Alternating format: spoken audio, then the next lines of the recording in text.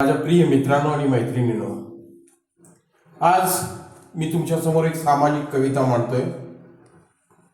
मित्रांनो, समाजात वावरत असताना आपल्या अवतीभोवती असंख्य घटना घडत असतात, असंख्य प्रसंग घडत असतात. समाज वेगवेगळ्या प्रकारानं वागत असतो, समाजातले घटक वेगवेगळ्या प्रकारानं वागत असतात.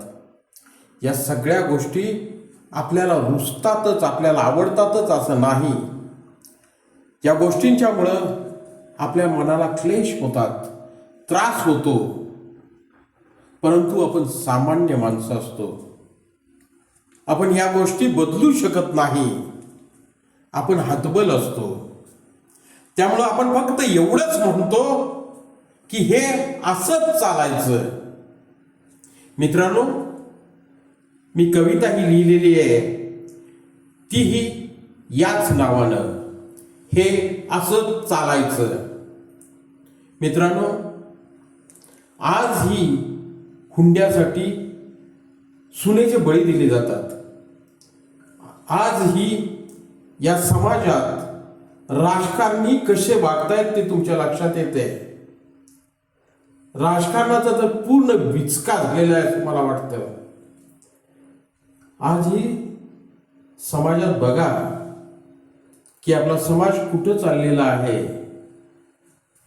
पूर्वी कुटुंब व्यवस्था ही इतकी चांगली होती की तितकी चांगली कुटुंब व्यवस्था इतर कुठल्याही देशात नव्हती.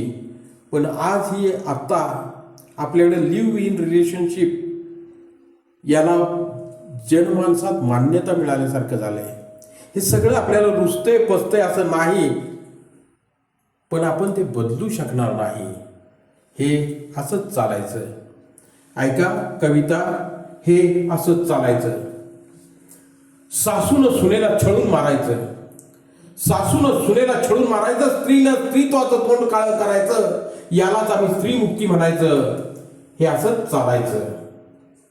गरिबीनं श्रीमंतीसमोर सारखं झुकायचं, गरिबीनं श्रीमंतीसमोर सारखं झुकायचं, श्रीमंतीनं माजून तिच्यावर ठुंकायचं, यालाच समता साऱ्यांनी म्हणायचं. हे असंच चालायचं.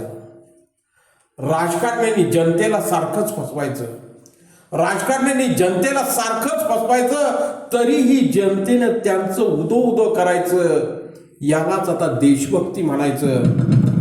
हे असंच चालायचं. पोरीने अर्ध्या कपड्यात सर्वत्र फिरायचं, पोरीने अर्ध्या कपड्यात सर्वत्र फिरायचं, आई बापाने त्यालाच प्रोत्साहन द्यायचं, यालाच आता मॉडर्नायझेशन म्हणायचं. हे असंच चालायचं. बापानं पोराबरोबर दारू पिऊन नाचायचं, बापानं पोराबरोबर दारू पिऊन नाचायचं, आईनं पोरीला मित्रासोबत बसवायचं, यालाच आता सुसंस्कार म्हणायचं. हे असंच चालायचं. जुन्याला नवं अंगडं टोपलं घालायचं, जुन्याला नवं अंगडं टोपलं घालायचं, चांगल्या गाण्याचं वाटोळं करायचं, यालाच रिमिक्स म्हणून सगळ्यांनी नाचायचं. हे असंच चालायचं. स्त्रीनं देहाचं प्रदर्शन मांडायचं, स्त्रीनं देहाचं प्रदर्शन मांडवायचं, उत्तान शृंगारानं पुरुषत्वाला भुलवायचं, यालाच स्त्रीची शालीनता म्हणायचं. हे असंच चालायचं. धाकानं पैशानं मतदान मिळवायचं, धाकानं पैशानं मतदान मिळवायचं, गुंडांनी राजकारणी म्हणून मिरवायचं, यालाच परिपक्व लोकशाही म्हणायचं. हे असंच चालायचं.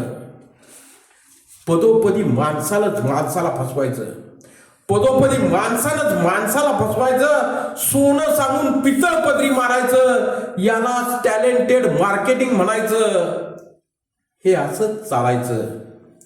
पाप दिसलं समोर तरी डोळे झाकून जायचं, पाप दिसलं समोर तरी डोळे झाकून जायचं, समजलं सारं तरी मन मारून जगायचं, याला शहाण्याचं शहाणपण म्हणायचं. हे असंच चालायचं.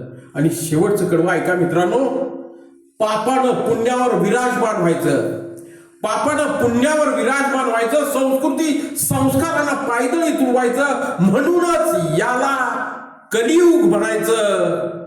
यात सारं हे असंच चालायचं, असंच चालायचं, असंच चालायचं.